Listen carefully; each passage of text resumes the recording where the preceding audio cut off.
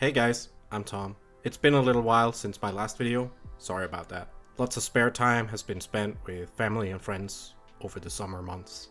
In this video, I will be salvaging two larger pieces of secondhand terrain into something that suits my style and needs a little bit more. I was working on a big compilation video of a whole bunch of terrain work that I did in one setting, and it just turned out to be a bit of an unwieldy video to work on and to enjoy watching. So I decided to break it down into smaller chunks with a specific topic, and I guess making it into more of a series. In essence, this was supposed to be a big video on the continuation of my city board video from last year. And it sort of still is, just in smaller chunks, I suppose. On the bright side, I suppose this gives me the opportunity to try and do something where I go into a lot more detail instead of a whole bunch of work compressed into one video.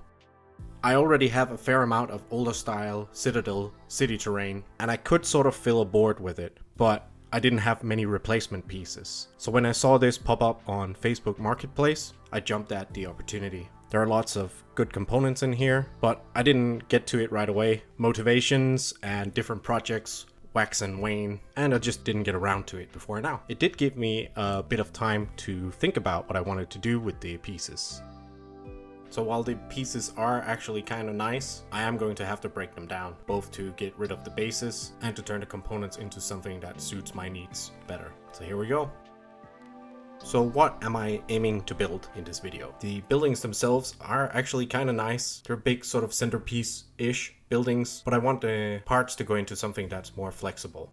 And I kind of want what I build in this video to be as multifunctional as possible. So to that end, I'm making it modular. I'm designing it in such a way that it can be used as both sort of intact buildings, as much as you can with these components anyway, or as individual ruins, sort of like the main orc buildings from the Octarius Kill Team terrain set. Big buildings are always nice to have in your terrain arsenal. They can help block line of sight, they can help make bigger obstacles, and they can help make the table look more impressive. Now, the individual pieces that I make in this video might not be impressive on their own, but my hope is that when combined with the other pieces that I make in this video and with my existing terrain collection, that I can turn them from mundane looking buildings into something more impressive and reusable. And my hope is that while the components that show up in future battle reports will be largely the same, that they will appear as different buildings and ruins depending on the scenario and board builds. That is my hope anyway. In an ideal world, of course, I would have unlimited terrain, but things cost money. Also, if money wasn't a concern, it still takes time to make that. And while I could make 50 terrain pieces to make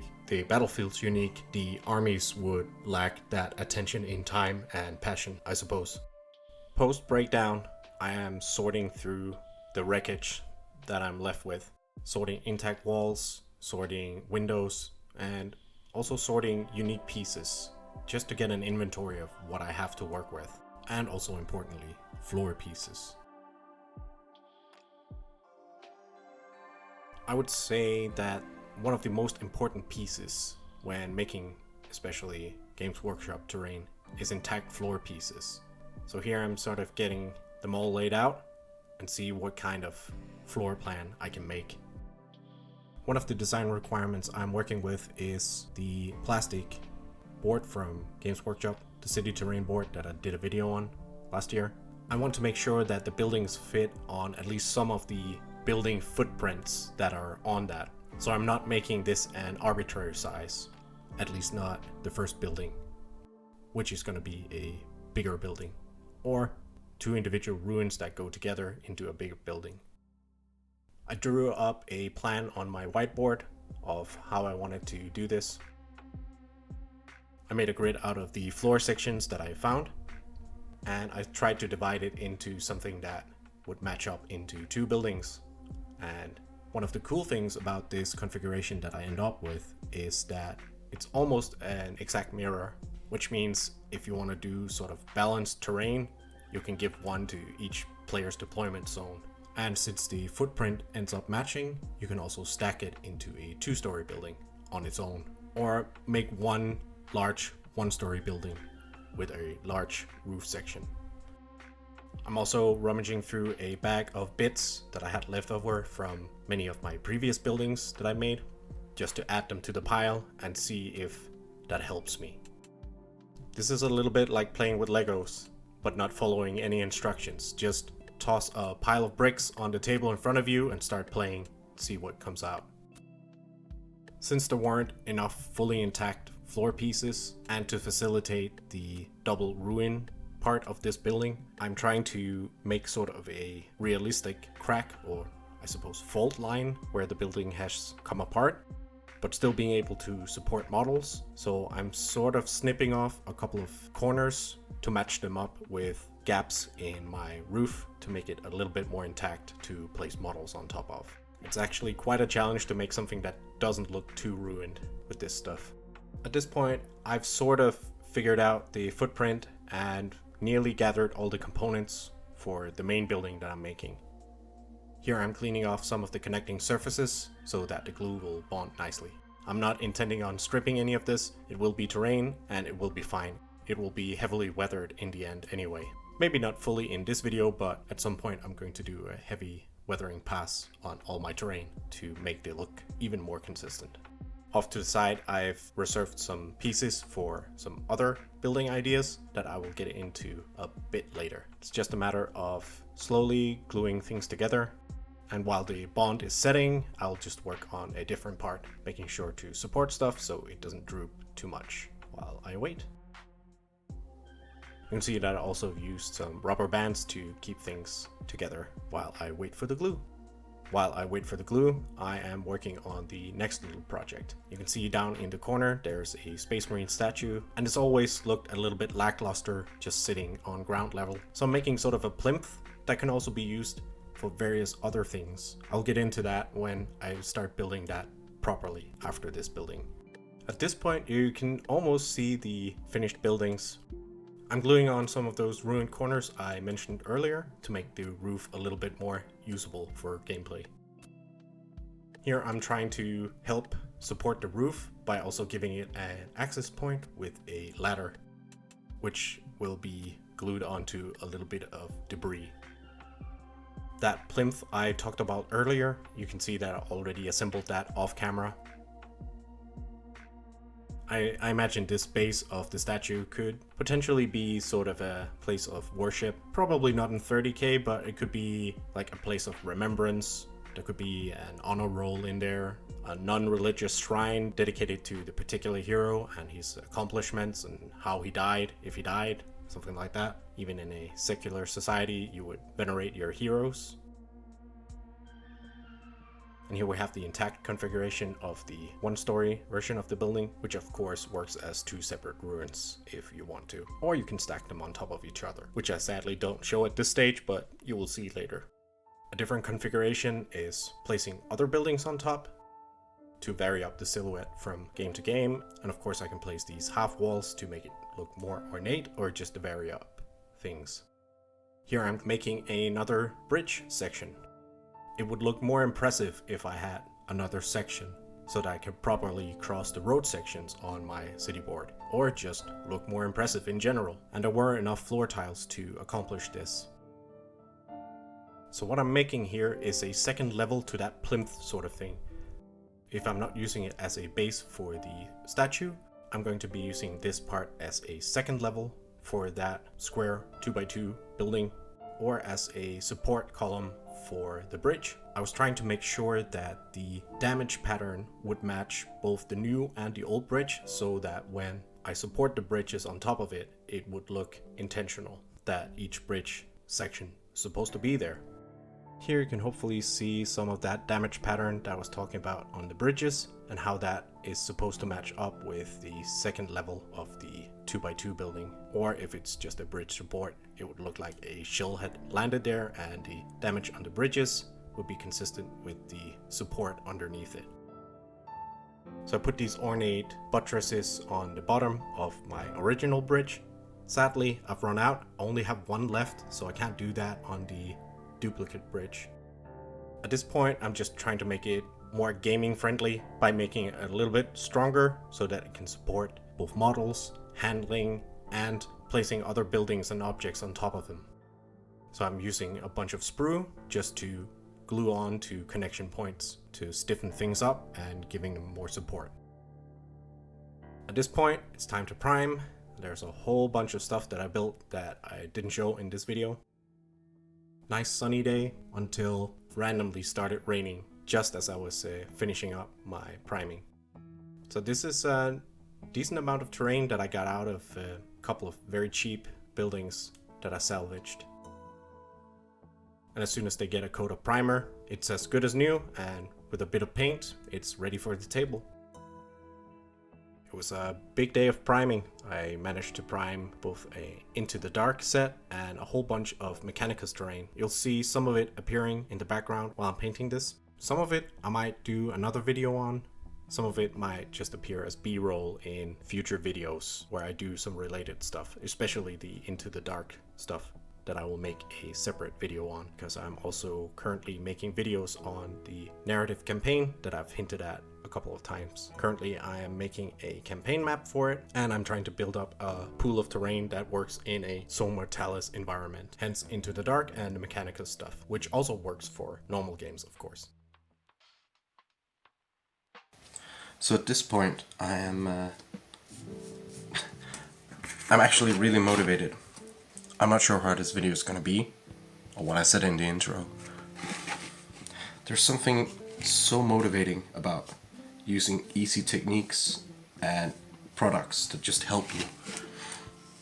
This airbrush color just goes on so easy, and you see progress instantly, like rip. Like, it's so motivating. If I didn't have any other plans, I reckon I could be done with most of what you've seen in this video in a weekend. And have a relaxing weekend while I'm at it. Sorry about my voice, by the way. I've been sick since I came home from a festival. It usually happens that way, right? Just very therapeutic, and large chunks of plastic are getting paint applied and progressing, and it's just motivating. And I am hyped about finishing all of this terrain and all of the things. And I'm sitting here imagining all the different games, all the different scenarios that I can use them in, different deployments, different compositions on the table. Yeah. Really just looking forward to doing more stuff. I guess the reason I stopped whatever voiceover I was doing to do this is to let you know that if you're stuck doing batch painting of a squad or something, it's probably not news to anyone, but think of it as a reminder then. Remind yourself that palette cleansers do exist if you also do terrain. Maybe do that. Or do a vehicle or something else than what you're doing right now. Do a character. Something that's not whatever you're doing right now if you're stuck. So I guess that's what I wanted to say. I'm supposed to be doing something else right now, and it's really, really stupid that I'm sitting here, but I can't help but refill some paint and I'll just do a little bit more, because it might seem dull to you guys, but it's very exciting for me. It's very exciting, the possibility of adding more variety, more scenarios, more everything to my collection, be it models or environment to use those models in. Right, I better stop now, because like I said, I should be doing something else right now, and I'll just have to remember where I got to and hopefully re-find that mojo when I sit back down and finish some more of this stuff.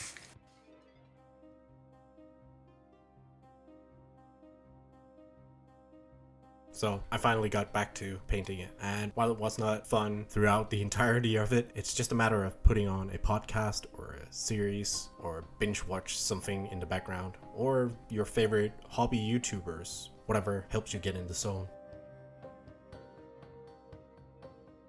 Anyway, I'm not going to bore you with that, and I'm also not going to bore you with too much of the painting process. It's really just painting by the numbers. I'm one of the crazy people that needs to paint everything, and I can't just do one color. So I'll try to skip over this part and get to some of the more exciting parts. I'll do a bit of time lapse, of course, so you can see that I actually did the work. Not that I think anyone doubts that, but it did take a fair few hours, let's just say that. I was lucky enough to have my girlfriend on a couch in the same room, and she helped me decide some of the colors on some of the buildings, and yeah, it was a good time. A bit of a long night one of the nights, but it was a good night. Here I'm mixing up a red and purple to get sort of a Bordeaux kind of reddish color. I'm not sure it was too successful, but it'll be washed and weathered. Went for a purple for the other building, also again just to make it stand out a bit. Normally I do red doors on all of my buildings just so it's easier to find them in case that you play with rules that need doors, and in this case I just decided to go with yellow instead of red. Not sure why, just for variety I suppose. In any case, it was a color that's easier to identify to help with gameplay and avoid confusion in situations where you need doors to get through a building.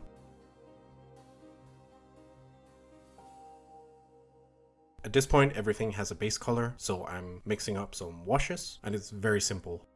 In case you haven't tried it before, it's very simple. Just go to a local arts and crafts store, get some ink. This is the cheapest acrylic ink that I could find. There's some brown and a black, and it's just mixed into some matte medium, which you should also be able to find. And just test it with some water and mix it up.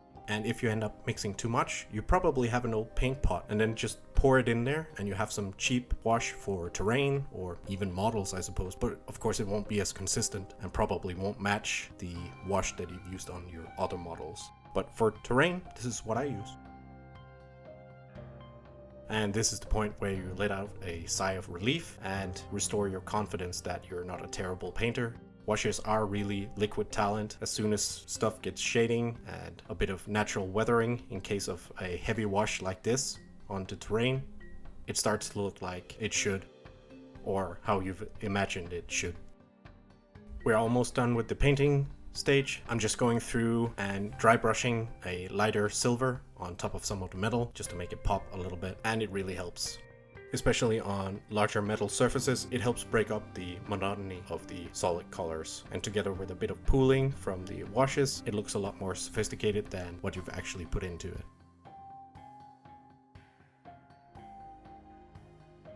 At this point, I only have one step left for this video, but I will come back to these pieces and the rest of my terrain collection in a future video where I'm going to do some more weathering. But the last step I'm doing is dry brushing a brown, in my case Mournfang brown, on the bottom of the buildings in sort of a gradient, and also on surfaces that would have been stepped on. This is my way of tying it into the boards and matching it to the models, symbolizing dust and dirt that have been blown onto the side of the building and been dragged on the floors from the boots of both the inhabitants and then later on warriors fighting over the city.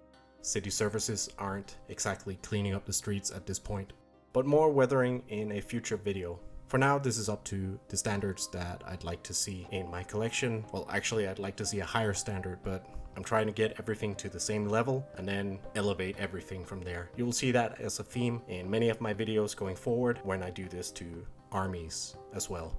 I think it's been enough of a construction video. Let's look at some of the configurations and how it matches with the rest of the terrain, and just a tiny sample size of configurations that it can be used in. I'm sure you will see many creative setups in the future with these terrain pieces. So here are a couple of configurations with the first building that I made as a 2-story,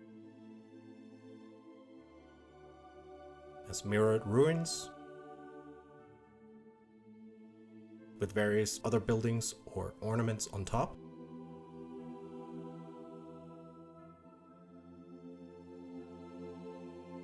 or interacting with some of the other pieces that we have, such as the bridges. The bridges by themselves, they can now span across a city street in a much more comfortable way, or you can make interesting intersections with it. Or even use as a ramp to gain access to elevated positions, perhaps even for smaller vehicles and dreadnoughts. Then we have the 2x2 building. Here's one of the intended configurations with the statues. And as a 2-story, or you've already seen it as a bridge support.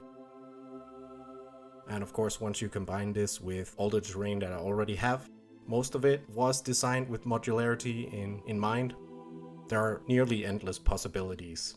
I do actually have quite a few more pieces that I didn't use in this project. I can make at least a 2x4 building, but I haven't decided exactly what I want to do with those pieces, so I haven't made it yet. I was toying with the idea of being able to use the new bridge as the roof section of a shell that I can make out of those wall pieces that I have left over. But I'm not committed to it yet. Until I'm committed or some new pieces show up or a new idea pops up, I'm just gonna leave them in the pile of bits. So this video might have turned out a little bit long, but I've also tried to keep the pace a little bit more chill. I wanted to try and make a video like that. If you're hearing this, you made it all the way to the end, so thank you for that. And that must mean that you've sort of enjoyed it. So thank you for that, and I hope to see you again in another video. Hopefully one that will be coming out sooner rather than later. Again, sorry for the lack of videos over the last weeks. Life has been busy, as I mentioned. I hope you're having a great summer, and I hope you're working on some exciting projects of your own. But for now, I just want to say cheers and thank you for watching.